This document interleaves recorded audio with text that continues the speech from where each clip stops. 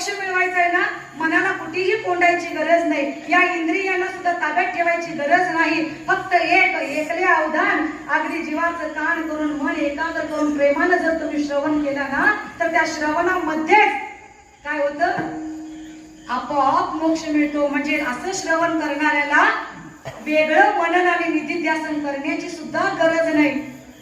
काना वचनाची ये भेटी सरिसाची पै किरीटी वस्तू होऊन उठी कौनू एक जो.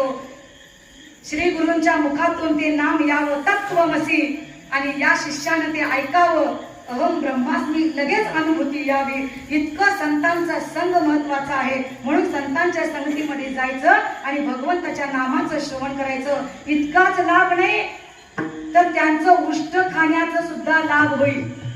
आता तुम्ही म्हणाल ताई तुम्ही कुणाचं उष्ट खात का, बोला की.